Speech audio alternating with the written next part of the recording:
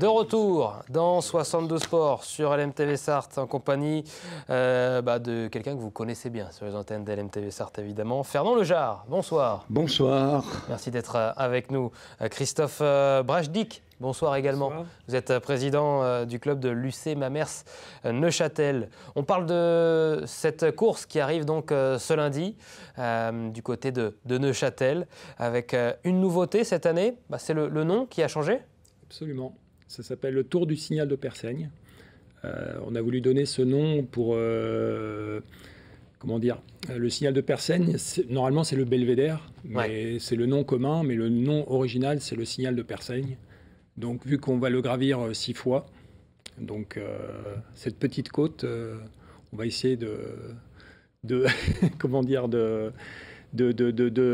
l'honorer le mieux possible, voilà. Vous êtes du coin, Fernand, vous l'adorez, cette forêt de Persaigne emblématique. Vous y avez passé de nombreuses heures. J'imagine que ça doit vous faire plaisir d'avoir cette belle course de très haut niveau qui emprunte ces routes du signal de Persaigne, de retrouver du cyclisme de très haut niveau près de chez vous.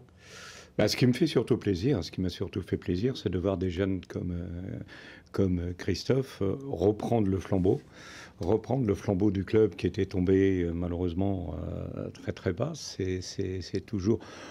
Quand vous avez été au top niveau et que subitement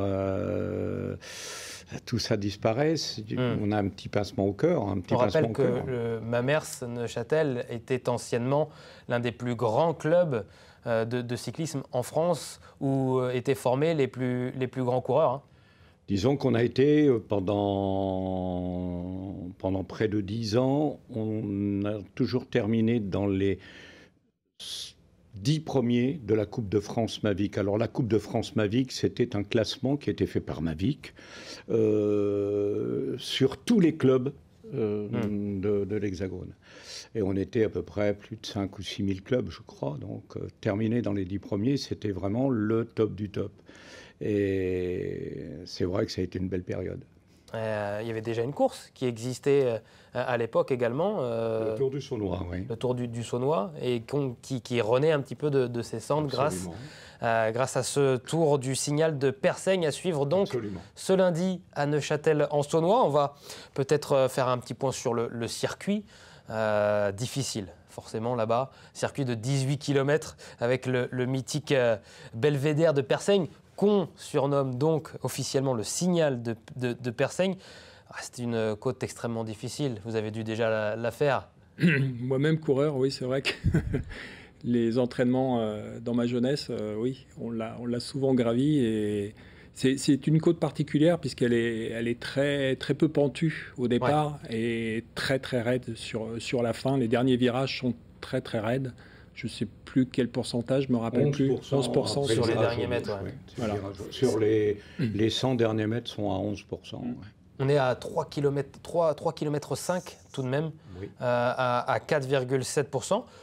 Ça doit être peut-être même la plus longue difficulté en Sarthe, la plus longue ascension en Sarthe. C'est la plus longue ascension en Sarthe. C'est pas la plus dure. La plus dure, c'est aussi en forêt de Persaigne.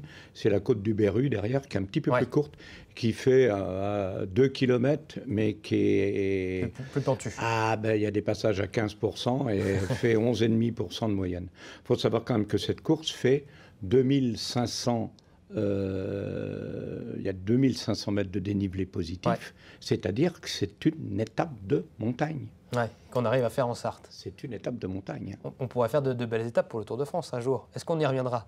Il faudrait les faire tourner plusieurs fois, mais c'est pas dur que Prud'homme soit d'accord. Un départ d'Alençon, on fait un tour en forêt de Persaigne et puis on se dirige au Mans. Par exemple, ce serait super. C'est vrai qu'on connaît en Sarthe les mythiques côtes de Gazonfier, col de la Source avec les Alpes Mancelles, et il y a donc forcément ce signal de Persaigne. Les meilleurs coureurs de la région, du Grand Ouest, meilleurs coureurs amateurs, seront là. Est-ce qu'il y aura également certains coureurs professionnels ou pas? Vous ne savez peut-être pas encore. Pour l'instant, on attend encore des réponses parce que leur planning est très très chargé, donc on attend encore quelques réponses, mais voilà. Vous en avez eu dans le passé avec Jérémy Levaux notamment. Jérémy, Célestin Guillon aussi également. Donc là, j'attends encore leur réponse parce que il y a les 4 jours de Dunkerque qui arrivent, les boucles de la Mayenne qui vont suivre derrière. Donc voilà, c'est une surcharge pour eux. On a quand même 6 fois à gravir le Belvédère, donc c'est pas un petit entraînement pour eux non plus. C'est un plus, forcément aussi, Fernand, si vous pouviez avoir la présence de certains coureurs professionnels. Ah, c'est toujours un plus, notamment au niveau de la notoriété. Ouais. Ça, c'est indéniable. Faut savoir quand même que c'est en plus une région où il y a eu quand même de grands coureurs qui ont fait leur renommée. N'oublions pas que Jenny Longo a été championne de France pour la première fois à Neuchâtel. Charlie Mottet a eu son premier maillot de champion de France à Neuchâtel-en-Saulnois aussi. C'est quand même vous dire, quoi. C'est-à-dire que c'est un lieu... hautement symbolique en Sarthe pour le cyclisme. Ah oui, absolument. Il n'y a pas mieux, je dirais même dans l'Ouest. Ouais. Plus loin, même dans l'Ouest. Une course qui a une très longue histoire. On voit des images d'ailleurs de ce final de l'ascension du signal de Persaigne. Comment elle se nomme, cette ascension? Il y a la vallée de la mort, je crois qu'on l'appelle. La vallée d'enfer. La vallée de l'enfer, pardon. C'est la vallée d'enfer. C'est peut-être la vallée de la mort pour certains. C'est vrai que... c'est la vallée d'enfer. La vallée de l'enfer, c'est ça. Ouais, la vallée de l'enfer. Je l'ai montée qu'à une seule reprise. J'étais très surpris de la longueur 3 km 600, de cette ascension. Je ne pensais pas qu'en Sarthe, on pouvait avoir une ascension aussi longue, et j'étais très surpris en y allant donc de voir des similitudes avec des cols dans les Alpes. C'est un col enlacé. En Auvergne. C'est magnifique. N'hésitez pas, si vous aimez le vélo, à vous rendre à Neuchâtel-en-Saulnois et donc de faire cette vallée de l'enfer pour aller jusqu'en haut du signal de Persaigne. Une belle ascension, très belle ascension, l'une des plus belles en Sarthe. L'an dernier, c'était Alexis Goujard qui s'est imposé. Il est repassé chez les pros. Oh, ça a une signification aussi, forcément, ça fait plaisir. C'est vrai que pour nous, ça a fait plaisir de voir Alexis qui est revenu chez Cofidis et puis qui a gagné le Grand Prix à l'époque de Neuchâtel. Donc oui, ça fait plaisir d'avoir des noms, des grands noms. Réussir comme ça. Axel Mario aussi, l'année précédente, qui est aussi lui pro. Donc, professionnel. Quand on gagne ce tour du signal de Persaigne, on passe pro juste après. C'était le cas aussi pour Paris-Connerré un temps. On disait ça avant. C'était vrai. C'est les Paris-Conneré qui est l'autre course de ce niveau en Sarthe. Ça a été pendant de longues années donc la seule course de ce niveau, élite nationale en Sarthe. Et maintenant, il y en a 2 grâce au tour du signal de Persaigne. Il y a un kilomètre 72. Qu'est-ce que c'est le kilomètre 72 ? Eh bien, c'est un kilomètre au niveau de la Sarthe, donc 72. Donc, il y aura un prix qui sera remis justement au kilomètre 72. Au premier qui passe au premier qui passera, une sorte de point chaud en fait. Et voilà. Avec des animations également tout au long de la course ? On essaiera de faire des animations. Il y a le meilleur grimpeur, bien sûr, comme l'année dernière, donc à chaque passage. Et puis, de mémoire, oui, il y a le meilleur grimpeur avec Super U. Les sponsors, j'en parle parce que c'est important. Sans ça, la course n'aurait pas lieu. Les bénévoles aussi, plus de 80 bénévoles. 80 bénévoles.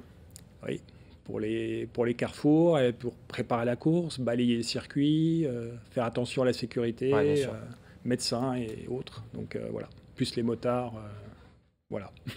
C'est bien ce format de ce long circuit. On sait que les coureurs, surtout à ce niveau, aiment bien les très longs circuits, préfèrent rouler sur un circuit de 18 km plutôt qu'un circuit de 3 à 4 km où on revient souvent, ça tourne souvent en rond. Il est bien ce format. On a aussi évoqué le format de course en ligne.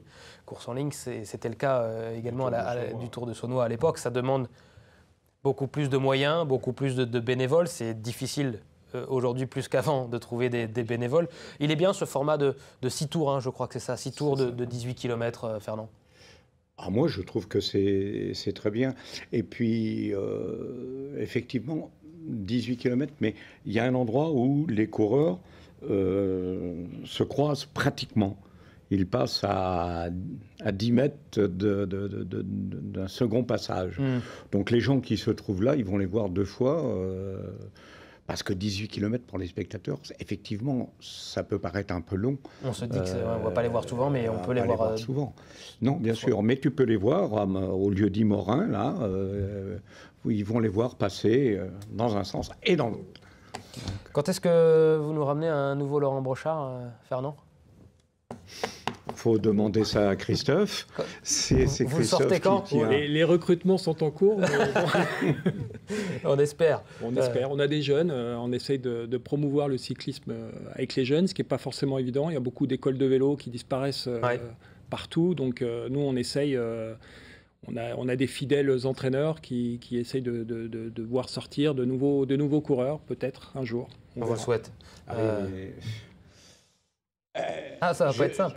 Non, mais j'ai tiré un signal d'alarme. J'ai encore les articles qui étaient parus dans le Maine et dans l'Ouest France à l'époque. J'avais tiré un signal d'alarme, voilà, plus de 30 ans, en disant si on ne se met pas autour d'une table, si on ne fait pas attention, on est en train de se casser la figure. Enfin, j'ai pris un autre mot. On était vraiment en train de se casser la figure.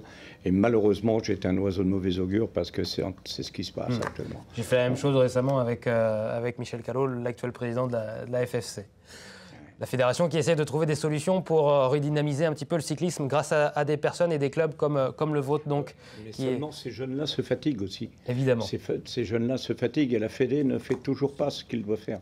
Elle est encore en 1950, la Fédé. Il faut changer, il faut changer. Le message est passé. Merci Fernand, merci Christophe. Et puis je salue vos 80 bénévoles et je leur tire mon coup de chapeau. Rendez-vous donc lundi pour le Tour du Signal de Persaigne. Rendez-vous nombreux à Neuchâtel-en-Saônois pour vivre cette magnifique course. Merci à toutes et à tous d'avoir regardé 72 Sports sur l'MTV Sarthe et à la semaine prochaine. Salut.